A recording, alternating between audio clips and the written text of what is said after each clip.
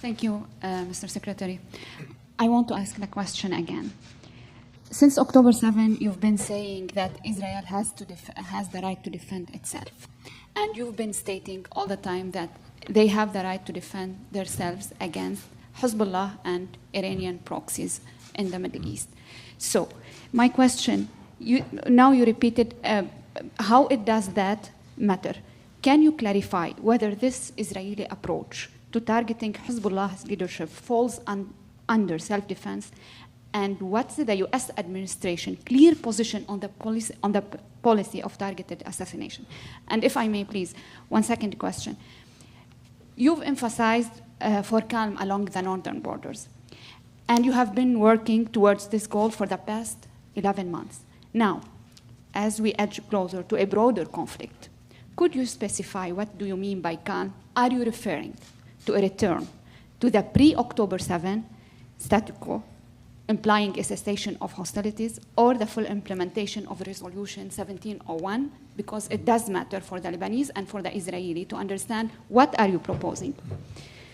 And just one final question. We are 2 weeks away from October 7, Mr. Secretary.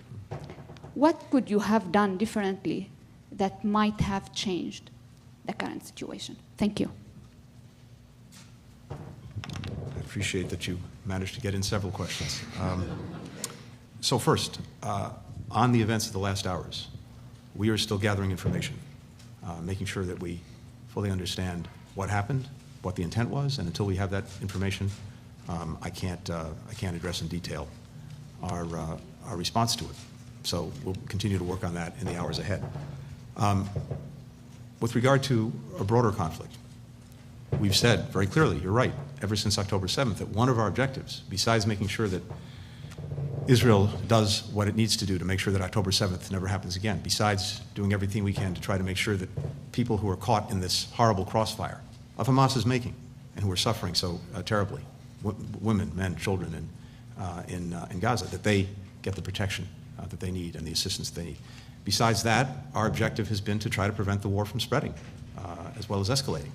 And on multiple occasions since October 7th, we seem to be on the verge of just that happening, including in the days immediately following October 7th, and then again on several other occasions, most notably in April, and even more recently than that. And each and every time, the combination of American deterrence and American diplomacy managed to prevent a wider war. We're intensely focused on doing exactly that now, along with many other countries, because in our judgment, in the judgment of so many others, it's in no one's interest to have a wider conflict. And so we're working in every possible way to prevent that from happening. Now, in terms of where we think this should go, no, going back simply to October 6th in terms of the border between Lebanon and Israel is not sufficient, because it's not simply a matter of having a ceasefire, that is, Hezbollah firing into Israel, Israel responding in a tit for tat. What's necessary is to create the conditions, including moving forces back, such that people in both northern Israel and southern Lebanon have the confidence to return home. It would be important, finally, to make 1701 real, not simply a piece of paper that's never been effectively implemented. And I remind as well that as part of Israel leaving Lebanon in 2000, after it had been bogged down there for 15 years, as part of that, and through 1701, the understanding was that any of the armed militia would put down their weapons. The state should have a monopoly on the use of force. Hezbollah never did that. And it's presented an ongoing threat to Israel ever since, again, with the avowed goal of eradicating it. So in this instance, the most important thing to do, again, if the objective is to just get people home, get kids back to school in Israel and in Lebanon, most important thing to do through diplomacy is to try first to stop firing in both directions, and then to use the time that we would have in such a ceasefire to see if we can reach a broader diplomatic agreement on this. I think it would have to proceed in phases, but we have to have conditions on the ground such that people know with confidence that they can be safe in their own homes.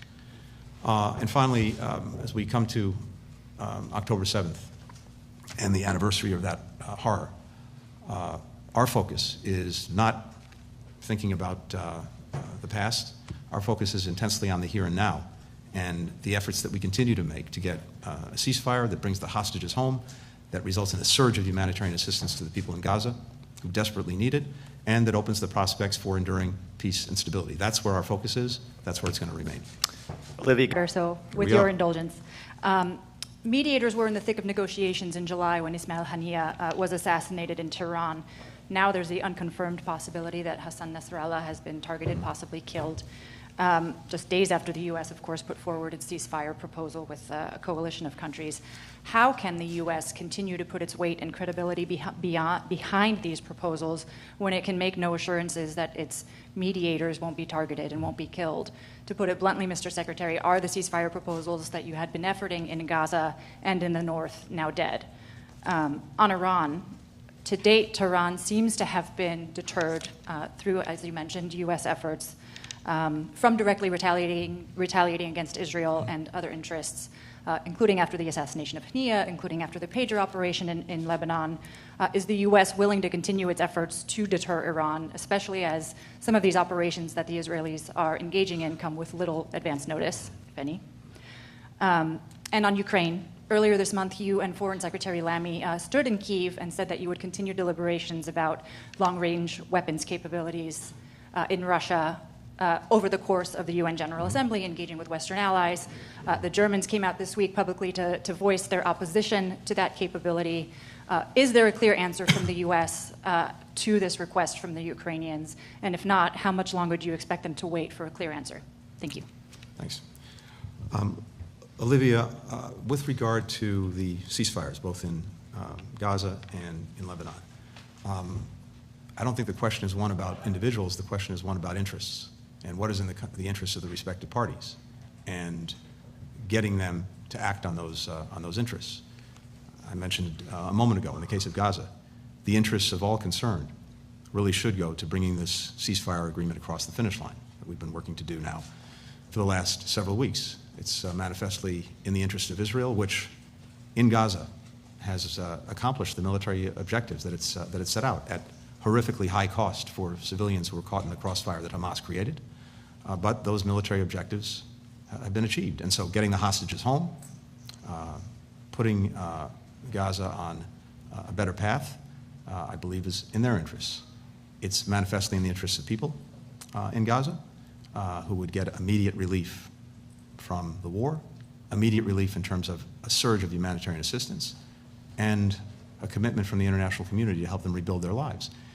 And it should be in the interests of Hamas if, as it says, it represents the interests of those Palestinians in Gaza, because the ceasefire would advance those interests. So irrespective of the individuals involved, the interests are clear, and whoever the individuals are, they'll have to make determinations and decide. Similarly, when it comes to Lebanon, same thing.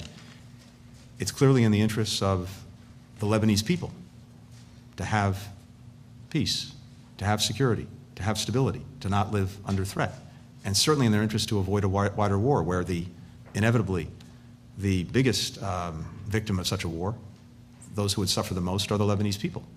And so those who purport to represent their interests and have their well-being at heart should find a way to act on those interests, irrespective of the individuals involved. And this is what so many of us are working to put forward. We've been very clear in not just what we've said, but also in what we've done, including the deployment of significant assets in the region, that we will do our part to deter further conflict, to deter escalation, to deter a widening war. And there are two sides to that coin. One, to avoiding that wider war. One is this deterrence, and we are committed to it. But the other is diplomacy. And as I mentioned before, on several occasions since October 7th, we've been on what we judge to be the brink of that wider war, and through a combination of deterrence and diplomacy, we've managed to prevent it. That's what we're focused on now, and all parties in the region, I think including Iran, know that and can see that.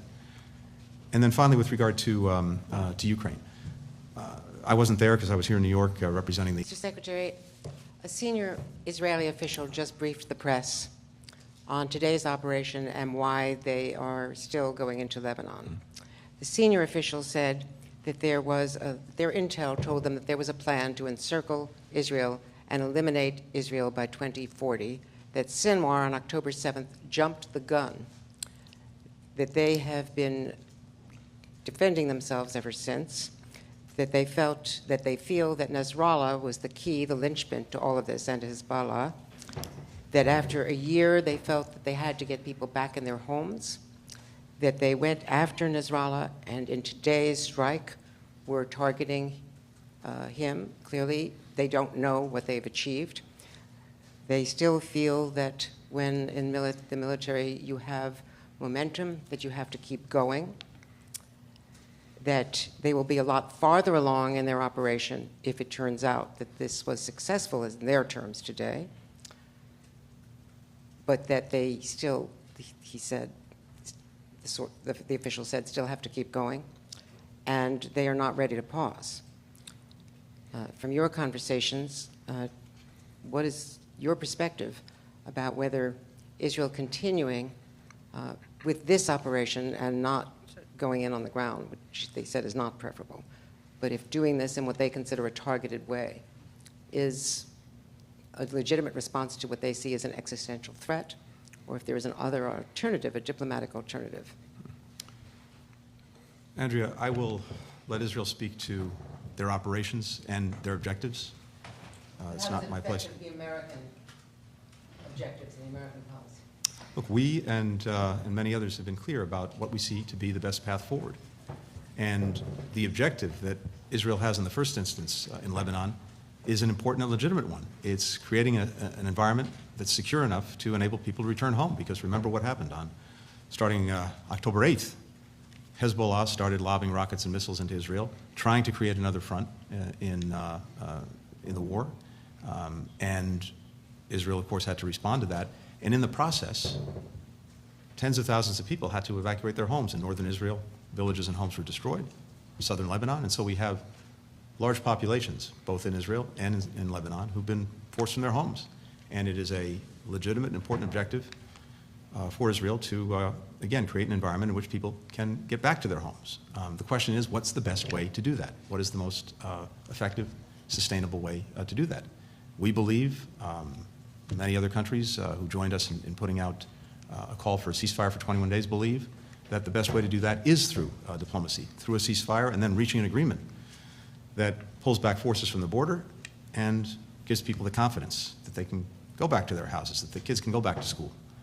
So we believe that's the best path forward. And the Israelis put out a statement earlier today sharing that they share the aims of the call that we put out, again, with the G7, with the EU, with key Arab partners. So the question is not, does Israel have a right to defend itself against terrorism? Of course it does. The question is not, does Israel have a right to deal with existential threats to its security and enemies across its borders with the avowed intent to destroy Israel? Of course it does. But the question is, what is the best way to achieve its objectives, to reach enduring security? And in this instance, with regard to Lebanon, what's the best way to achieve the stated objective of creating an environment in northern Israel that gives people confidence to return to their homes? As I said, we believe the diplomatic course is the best one. For the next question, Hibba Nasser with